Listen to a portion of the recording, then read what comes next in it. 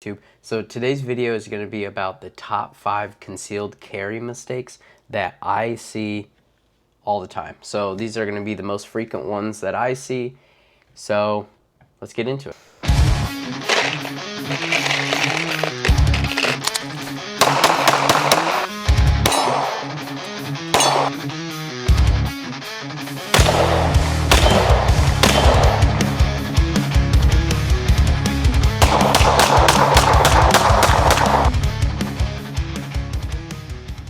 Alright guys, so the first mistake I want to talk about is probably the most popular one. I'm sure you guys are assuming that I'm going to be talking about this because everybody talks about it, and it's not carrying one in the head, carrying one in the chamber, you know, cocked and loaded, not doing that.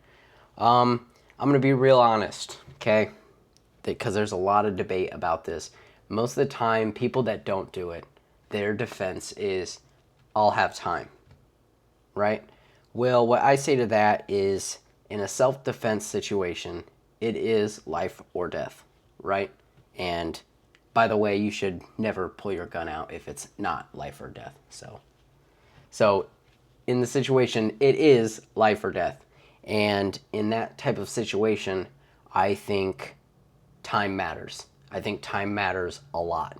So if I can do anything that will shave time off, I'm going to do it because seconds matter. And if I can save, I mean, let's be honest, that probably saves 1, maybe 2 seconds, but I don't care. I don't care if it saved a millisecond. I'm going to do that because whatever I can do to save as much time as possible, that only benefits me, right? By not carrying one in the head, the only person you're benefiting is the person that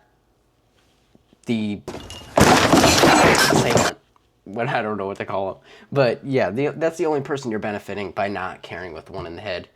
All right, my next mistake I want to talk about is gonna be not using a holster. So I will throw a little shade at me right now because I see this most commonly with the younger people, so including myself, but I do carry with a holster, so don't include me in that. But I do see it in most younger people. Usually older people always got the leather holsters. Not a fan, by the way, but that's for a different discussion. So let's not talk about that right now.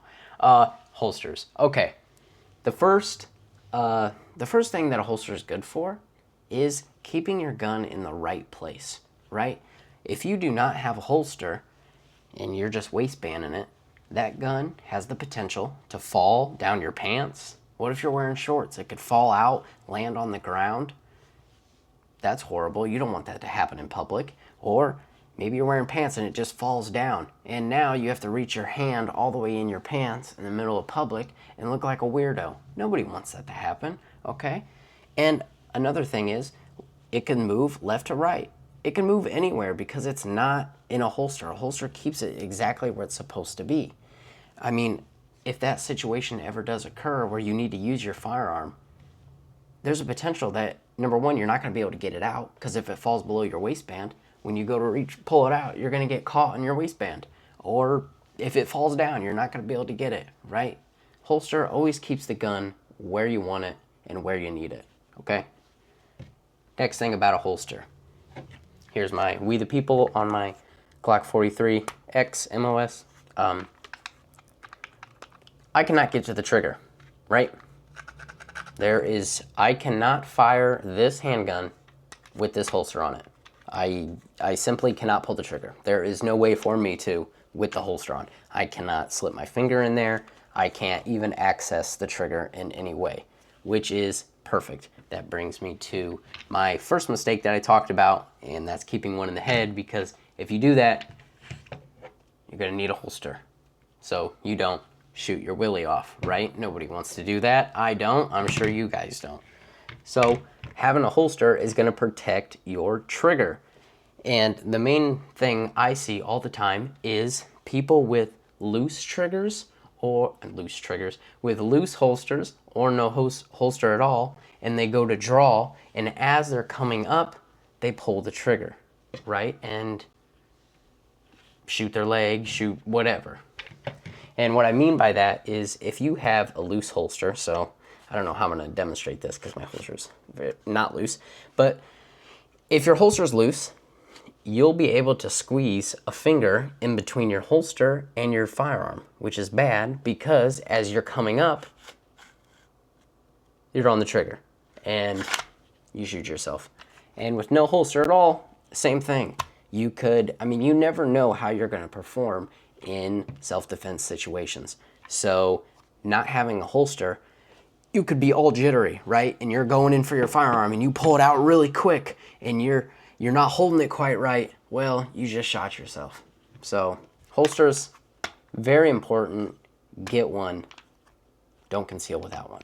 Mistake number 3 is going to be not training with the ammo that you use for your concealed firearm. Oh, hell no! Hell no!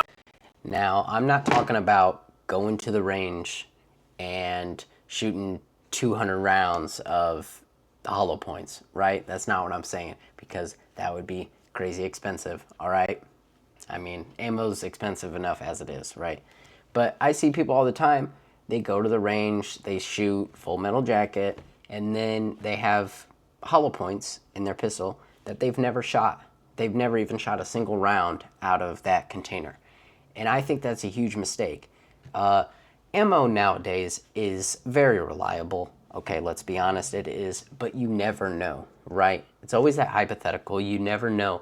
And I like to be sure that I know that the ammo that I am using for self-defense functions flawlessly in my firearm, right? Because you never know what your firearm could do with different rounds, you know what I mean? So the 4th mistake I see a lot is gonna be printing. So at least the way I look at it is if you're concealed carrying, you don't want people to see that you have a firearm, right? So printing, which anybody who doesn't know, I'm not gonna stand up right now, but printing would be like if this was in my waistband and you'd be able to see the entirety of my firearm, right? It's really silly to me, okay? Because if you're printing that much, you might as well open carry. And hot take, I think open carrying is really stupid, but that's for another day. Clothing is what I think gives it away a lot, right? So if you're wearing a super tight t-shirt and athletic shorts, most of the time it really doesn't matter what gun you're carrying, you're gonna print. That's just what it comes down to, right? So I mean, the day you decide to start concealed carrying, you do kind of change your outfits. I mean, I know I have, right? There's things that I used to wear all the time that I don't really wear anymore because it prints my handgun a lot, right?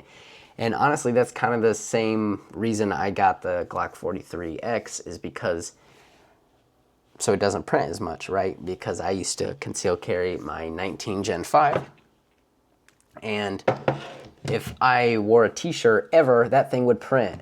So I was only able to wear like hoodies and stuff without that thing printing. But with my 43X, I can wear it with a t-shirt and it doesn't print. So that's very nice for me.